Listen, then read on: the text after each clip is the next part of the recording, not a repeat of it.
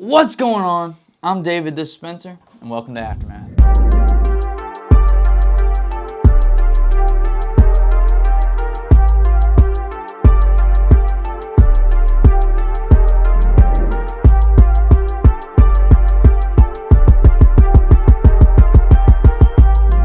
Welcome back to Aftermath, the sportscast where we cover the 912 area. We just got done with second round of the state playoffs. Sweet 16. Sweet 16, and it was a good one. But before we dive into some great news and some bad news, make sure y'all like, comment, subscribe, hit the bell icon. Make sure you share with your friends, your families. We are getting into basketball season. We got a big tournament coming up next weekend. This weekend. This Friday. This Friday, We're going to be at that. And hopefully we should be talking about it on Aftermath next week. I'll talk about a little bit about it on the Thursday episode. Hopping into your picks, you were 6-3 last week, so 11-5. Not a bad week for you. Not too bad. Getting right into it, Savannah Christian took on Morgan County, and they would take care of business. They would win this 33-10 on the road going into now the Elite Eight. Good win. They needed that, especially after having that second half performance against Peach County in the first round. Because they almost didn't make it to the second round. So that was a good win for them. Now they're back in the Elite Eight like last year. Hopefully they can knock that one out. Sadly this week, New Hampstead would fall to Stars Mill 45-27. Man. We hated to see this one. Yeah, man. I was really hoping Hamp could pull it out. Yeah. They were having such a great season, man. I was hoping they could pull it out. But shout out to them boys, man. Sean, Malachi, Jalen. Sean's going to be back next year. Yeah. So they're going to be I'm excited to see what year, him and Kamari do next year. Yeah. But shout out to them boys, Jalen and Malachi. They're seniors. I can't remember what them boys on the D line, what grade they're in, but shout out to the whole team overall, bro. New Hampshire played great this whole season. This offseason, get into the gym, perfect your craft, and next year, big things are coming. I feel it. Into the next game, Calvary would handle another shutout. Calvary won 49-0 against Thomasville. I'm calling it now. Calvary's winning the state championship. Calvary's winning the state championship. Go ahead and stamp it right now. Calvary's winning the state championship. I'm calling it right now. If they stay healthy. If there's no injuries in these next 3 weeks, Calvary's winning the state championship. How many? They got 3 games left. How many innings? Many quarters have they had to shut out now? 8, 9. Either 26 quarters or 30 quarters, one of those. I can't remember if it was 26 going into the game or if it was 26 after the game, but that's insane. Since September 22nd. They haven't lost in over 2 months. Their defense hasn't let up a score. That's crazy. Oh, yeah. On to the next one, the game that we were also surprised about but happy for. Jenkins would pull out another upset, winning 28-27. Savannah News is calling it a Cinderella story. Man, hey. Shout out to Jenkins, bro. They're the kings of pulling out these 1-point victories, but hey, it doesn't matter. Get them how you can get them. I love it. Man, like I said, I'm going to keep picking against them. It seems like when I pick against them, they win. So I'm going to keep picking against them. I hope they can pull it out. That hard schedule that they had is paying off because like they had BC, back-to-back state champ, Ware County, a defending state champ, Coffee, who's like 12-0, Carrollton, who's like 12-0 or 12-1. Camden, I don't know if they play Camden, but they just been playing a whole bunch of big schools, tough schools. So that hard schedule is definitely paying off for these boys in the playoffs. Saying, I bet you that's what the coach is preaching. Saying we played people like this. We played people that are better than this. Hey man, they knocked off the 1 and 2 seed. If they win this Elite 8 round, I'll go ahead and call it too, man. Jenkins to state. I'm calling it. I'm calling it. Memorial Day would fall to Robert Toombs Christian Academy. A little bit closer of a game than last time, but they would fall 49-8. But shout out to the Memorial Day. They had a great season. Big step back season. They've definitely brought back a lot of the culture that's out there. Coach Taylor coached a hell of a year this year. Big shout out to Coach Taylor and them boys over there. If I'm not mistaken, they won 1 or 2 games last year. And look, they made it to the semifinals of the playoffs. So, man, big shout out to them. Tough loss, but hopefully they're able to build on this into next season. And now to Bethesda. Bethesda would go up to Charleston Southern. I think so, yeah. And handle business in a close game to bring home the Skeeza 2A state championship back to Georgia. First state championship in school history, bro. So they would win this 18-17. Man, I'm not gonna lie, I'm kind of mad, bro. I kind of wish we could have been there, but you know, it was a little tough. It was a little late notice, but man, shout out to them boys, bro. They deserve it. 13-0. They played their hearts out all season, and that game was crazy, bro. So first, crazy touchdown to take the lead by 1 point with like 52 seconds left. The touchdown catch was crazy, but Williamsburg drove down the field, kicked the field goal, missed it, but there was a flag on Bethesda, so gave them 5 yards. Got to re-kick, missed it again.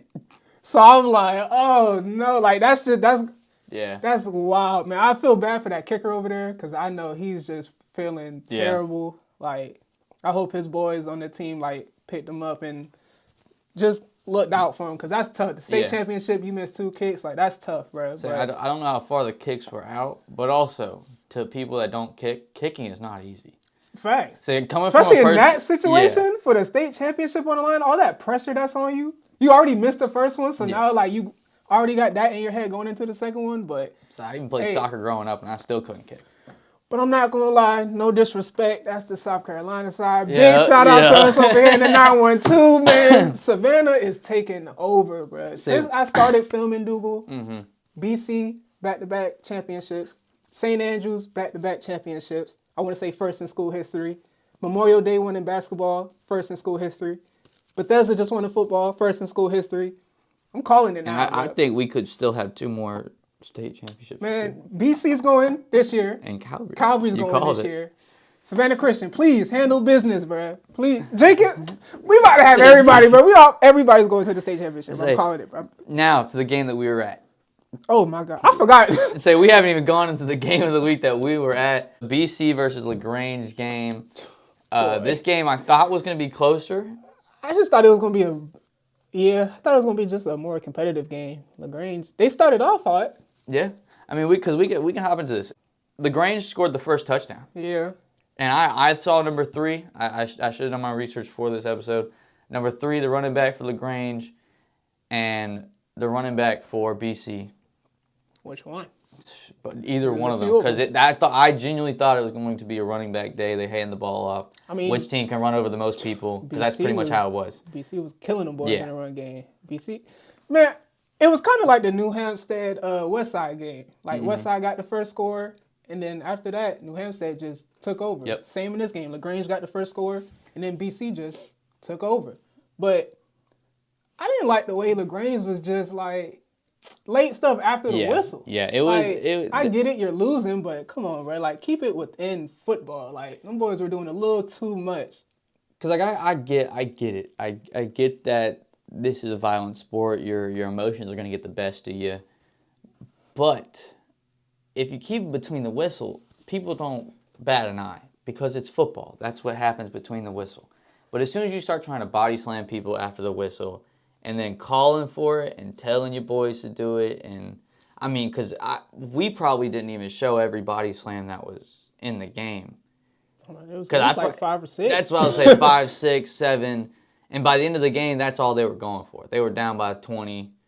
They were just trying to see how many WWE moves they could pull off in the last minute. They were trying to take BC to Suplex City, bro. I ain't gonna lie. They was watching too much Brock Lesnar. But I imagine that definitely did not settle well with some of the coaches on the BC side. Because they're trying to make a run for a three-peat, and you out here almost intentionally trying to hurt people. Just because y'all season over. Yeah. Like, come on, bro. You got to have some class. Anyway, getting off of them, though, BC played a good game. Like, the running game was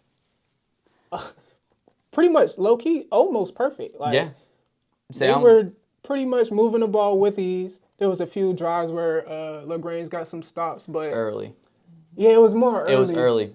Yeah, BC just handled business. Like, that was like we said, I thought it was going to be a more competitive game, but that game seemed to be like a cakewalk for BC, to be honest with you. You look at the clock management, the fourth quarter. BC had that last drive. BC got the ball with, I believe, 9 minutes and 30 seconds left. And they ran out 9 minutes and 30 seconds. They had the ball for that long? Yeah.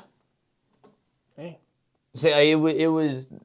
Now, there was some penalties that definitely helped march the ball down the field. But ultimately, they handled business. They controlled the ball. They didn't have penalties. The run game was working. I don't think Luke threw that much. I don't think they needed them to.